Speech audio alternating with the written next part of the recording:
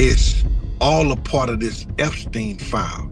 Uncle Luke had Jay-Z on the couch and he had the girls off there freaking off while he was watching and everything. Jay couldn't take his eye off the girls now. What do you think about Jeffrey Epstein was a CIA Mossad asset that was recruited and was doing a blackmail operation. Do you think if she could have the choice between getting the, what did she get, $50 billion or not getting the syphilis? We have some surprising news to share. The newest release of the Epstein files has shocked many people, and Jay-Z is one of the big names mentioned. For years, there have been rumors about Jay-Z and questions about his behavior around minors. Now, with these disturbing new claims, some reports suggest that federal investigators may be looking more closely at him. Posted the article on his page and wrote the caption, "I know I'm late on this, but this is kinda crazy. What do you do to get thrown into that mix?" And he posted a picture of Jay-Z and wrote the caption, "Damn, they got my man Jay in the Epstein files. I gotta do a doc on this." Latest tranche of Epstein files from the Department of Justice contains around 3 million documents, thousands of still photographs, and hundreds of hours of video recording. After federal investigators reviewed older records related to the Epstein case, some anonymous tips came up again. These tips were sent to a federal hotline after Epstein was arrested. In one report, a caller made claims involving Jay-Z and Harvey Weinstein dating back to the 1990s. The report appears to suggest that Jay-Z and Epstein may have crossed paths at some point, especially since some alleged victims have said that famous celebrities were present on Epstein's island. With regard to Epstein and some of the celebrity or well-known powerful people who are involved here. Of course there is. Absolutely. I'm probably more afraid of the people we don't know about. Yeah. The people you don't know about, the people who know that they may be on any kind of list that is. People who are purposely trying to get that list to stay away or not be on that list. That's who scares me. Some critics believe that powerful celebrities have silenced accusers in the past using pressure or financial settlements, so allegations would not become public. However, with the newest release of the Epstein files, figures like Jay-Z are facing renewed public attention and increased scrutiny. I had 3 victims that I've been working with, victims of the Carters, that were ready to come forward. This might help them feel a little more confident now. Jaguar Wright has been speaking very openly about this. She says Jay-Z has avoided close investigation for many years, even though, according to her, people in the industry already knew serious things behind the scenes. One strong claim she made was that Jay-Z brought Rihanna into the country when she was still underage. She also points to statements from Rihanna, where she said she felt pressured to sign a contract with him. So nervous. I was shaking literally. But the moment I walked into the office, the atmosphere was so warm and welcoming. And you had to sing a cappella for him? Yes, I had to sing. I sang Fun to Replay. I sang another ballad from the album last time. Yeah. So then what did he say to you? He said something to you. Oh yes, he said, "We don't sing songs here, we sing artists." And there was this little pause, and I was nervous. But then he said, "And we're interested." And there was this sudden feel of relief. But then he said something about a window and a door or something. Oh, then he said, he did it homework. I did a lot of homework on you, this lady. He said, there are 2 ways to leave here, either through the door with the deal signed or through this window, and we're on the 29th floor. Jaguar says she was around when Rihanna was first signed and claims that many people were discussing how young she was at the time. She alleges that Rihanna spent a lot of time around powerful adults without her family closely supervising her. As her career became bigger, her team reportedly changed and she was kept under strict management and tight control. She was a kid at that time, correct? A 15-year-old girl who had been flown to the United States without parental supervision or a chaperone, brought to a grown man's office in a large corporate Manhattan building. Everybody knew when she flew in. I was there the day she got signed. Everyone was talking about it. And the 6 hours that she spent with him and the 4 hours that she spent alone with him with no parental supervision. Her father didn't show up till the next day to come and collect the check. Well, and this is in her life. The rumors were even beyond that, right? That Jay-Z was cheating on Beyonce with her when she was 17 is what a lot of this came out through a publicist who later then had to apologize. Have you spoken to my friend Jonathan Hay? You should talk to Jonathan. Please. Because Jonathan was there. He was right there working with Rihanna And it was right when they started crafting her to be seen as a brand and commodity only and not a person. And when I talk to Jonathan now, just to hear him when he thinks of his teenage daughters, he was like, Rihanna was the same age my girls are now. I couldn't imagine putting my daughters through what we put her through. And then the next thing you know, she was removed from that first team from Pound the Replay and replaced with all new handlers and kept sheltered in Los Angeles, where she was going out to parties and partying at 15, 16, 17 years old, hanging out at the Rainbow Room, hanging out. Yeah, like it was one of my friends who found out she was 17 when everyone thought she was 21. And he was like, yo, why do y'all got me carrying this girl around? And she's, it's cool, it's cool. She also continued by saying that Jay-Z was involved with another teenage girl, someone who is talked about less, but in her view, deserves the same attention. That person was Foxy Brown. At 15, 16, 17 years old. She was running all around Philadelphia because Jay-Z promised her that they could be, normal when she wasn't with Corrupt. Corrupt was her fake boyfriend, which is why when they tried to use her to say that she was actually in the car and there with Keepy D and all of that, I'm like, that girl wasn't even there. These women are pawns. Inga Marchand at 14 years old, 14 and a half, going on 15 years old, singing highly explicit and sexually charged, lyrics all written by Sean Carter. What kind of 27-year-old grown man turns a 14, 15-year-old girl virtually into a prostitute and gave her the nickname the Il Nana? No kidding. She describes Jay-Z as someone who carefully manages his public image. She says, many people see him as perfect, but she believes everything is planned behind the scenes. In her words, power and control are more important to him than talent. She connects this idea to his alleged ties to Epstein. She claims Epstein did not just act on his own disturbing behavior, but also used it to collect blackmail material on famous celebrities and politicians. According to her, he silenced people who tried to speak against him, and she believes Jay-Z operates in a similar way. Son died because he was my son. He died because of your. He was targeted because he's my son. He was working on his EP.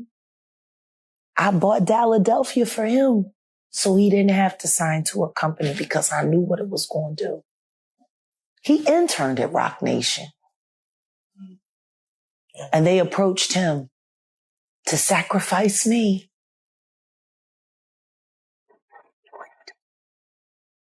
I saw his death when he was 19. I moved us here to stop it, to prevent it, to avoid it. They take them anyway to show you what the harm is. Giovanni, his death is why I do what I do. The issue here is that Jay-Z has already faced lawsuits from women who claim he took advantage of them, including when they were underage. When these claims are added to earlier accusations, some people say it becomes more difficult to dismiss the idea that he could have been linked to Epstein. Gene Deal has recently spoken out saying he believes the allegations about Jay-Z are serious and credible. I told y'all a lot of stories. I told y'all about Jay-Z, how he was, and it ain't no allege. It ain't no allege. These little girls was from our block. These little girls was from our block. Miss Pleasant ran with them. They all ran together and came to parties and shit like that. You understand what I'm saying? And I'm going to let Miss Pleasant, I'm going to try to talk her into telling that story. So y'all bear with me when she come back. She going to see this, but I'm letting y'all know. And don't none of you moderators sit up there and text her and try to forewarn her. I'm going to try to tell her and talk about the situation because it's all a part of this Epstein file. Look at that situation when Uncle Luke had Jay-Z on the couch and he had the girls off there freaking off while he was watching and everything. Jay couldn't take his eye off the girls now. Gene Deal says the Epstein files could create major problems for powerful figures in the music industry, including Jay-Z and others. He believes that many claims people once dismissed are now matching the information being released. I know at that time, right, when he was messing with old girl, right, he had to be no name. 30 years in jail. Oh no, well, he was in his late 20s, almost no, 30. You no, think he was 30. That nigga was 30. I know that nigga was 30 years old or better. Because I didn't know he was that old. He used to pull up on the block and pick us up. Like, this is the thing. Like, they were messing with each other. Like, they were locked in for 2 whole years. And... Well, Jay was locked in with a lot of people because I ain't gonna say that he was trying to get with Sugar. Oh, yeah. Okay, I could see that.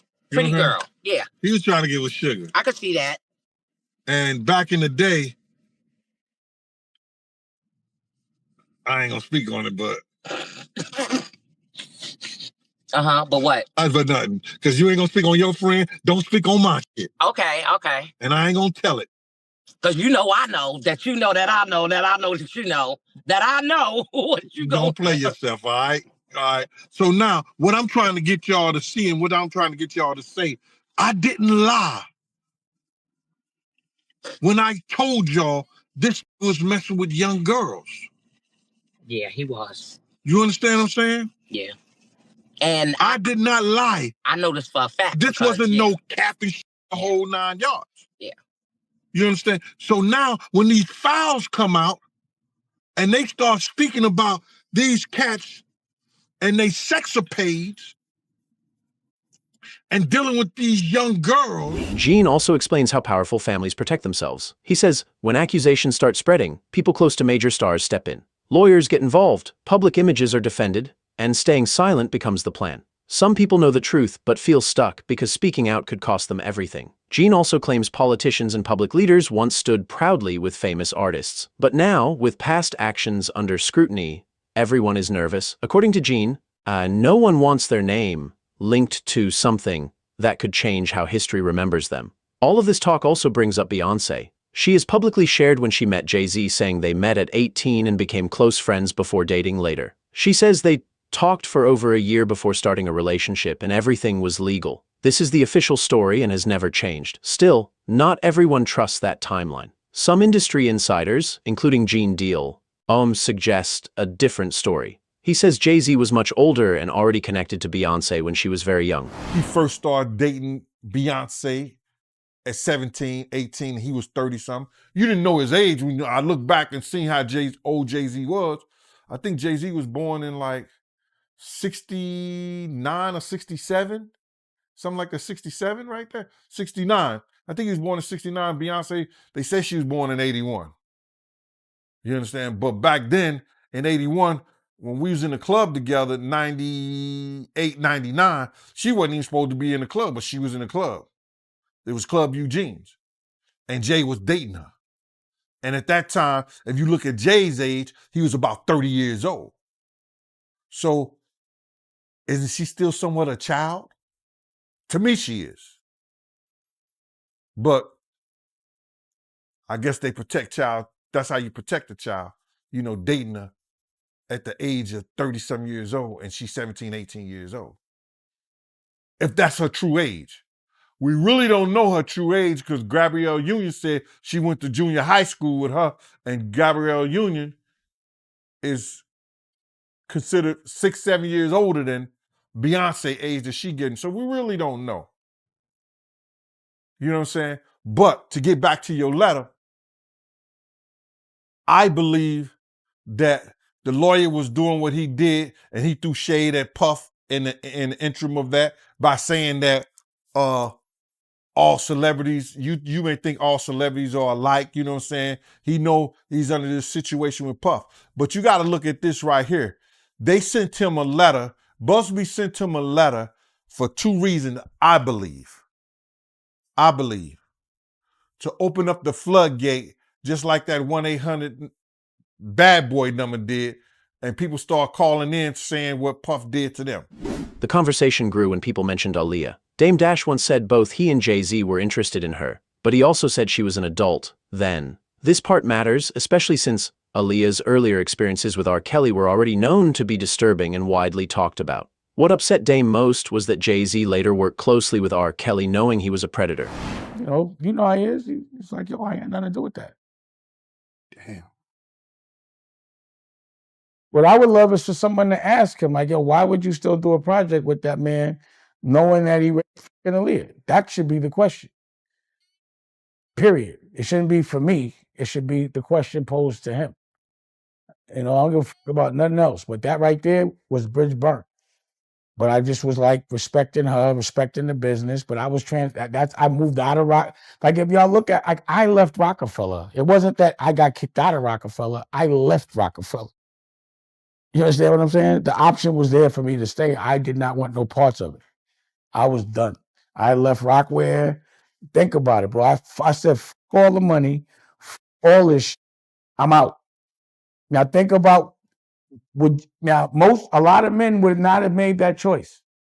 But any real man would have to make that choice. I was left no choice. He gave me an offer I could not refuse. Like, we done.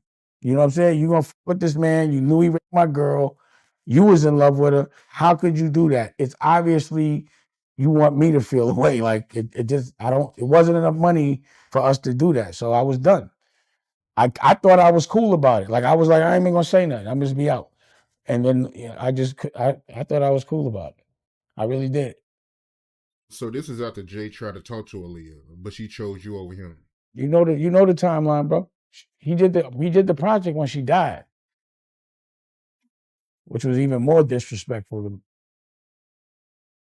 And I'm not getting over that. Now, it's not just Jay-Z. According to the new Epstein files, several other powerful people are mentioned too.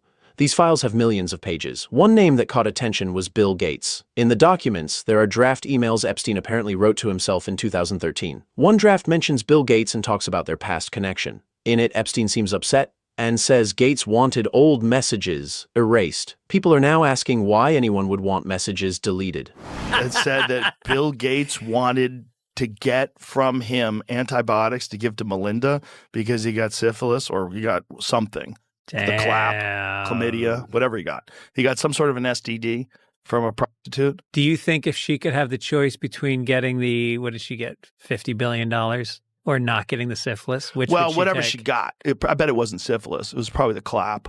It was probably chlamydia or something like that. That's no big deal. But if who knows if that's true, though? Here's the thing. Like, Epstein clearly was some sort of a blackmailer. And this is an email that Epstein wrote. So it could be complete fiction. Epstein could have wrote that just to put pressure on Bill Gates for some fucking business deal. Like, who fucking knows? He could have spread rumors and then said that he'll squash those rumors. But these guys are dealing in deception and blackmail. And so you can't, like, assume that it's true. Think about how many relationships Epstein had and that he was working almost every one of them, leveraging. And some of the draft emails cover very personal topics and requests. The writing is messy and confusing, which makes them hard to fully understand. Still, many are asking why Epstein would even be involved in private matters linked to one of the richest men in the world. Gates's ex-wife recently spoke about how disappointed she was to learn of these allegations. Then the discussion gets broader. Some reporters and commentators believe Epstein was not acting alone, or they point to documents and messages where Epstein repeatedly talked about helping foreign interests. These claims suggest he had connections far beyond just celebrities and billionaires. This email here, okay? I just texted it to you. Look at this email here. Zoom in a little bit, Rob, if you could. Thank you. Hey, sent from phone. But unfortunately not. Okay. Unfortunately not. You should make clear that I don't work for Mossad. Smiley face. You see it? Yeah. You or I. No, that I don't. Yes. Smiley face. So, look, the claims that he was never part of Mossad or didn't work with them or collaborate with them, if you don't believe he did at this point of the game, you may work for Mossad. You know what I'm saying? That you may be there. By the way, I don't believe that. No, I'm just yeah. So no, but the point I'm making to you is, guess what Mossad's job is? To gather assets. Of course. And guess what CIA's job is? Same thing. Guess what MI6's job is? Same thing. Everyone, guess what KGB's job is? Every one of these guys that want to go out there, they want to get intel. So this guy was very useful to Mossad. What do you think about that? Epstein was a CIA Mossad asset that was recruited and was doing a blackmail operation. I think that's crystal clear. No question about it.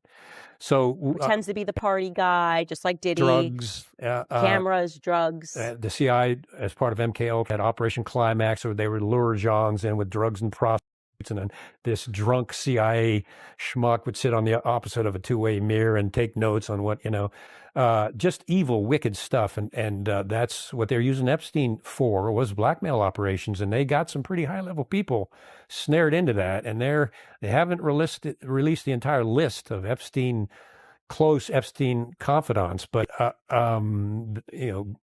Israel's former prime minister was one of them. Barak? Yes, they got a picture of him visiting Epstein at his New York apartment. And he was well connected to Epstein, but that was all in secret. And that is the intelligence part of Mossad. And of course, they couldn't do that without coordinating with the CIA. I ask this question now, the more I learn, there just always seems to be this connection between the CIA and the Mossad. And I'm going, is it just...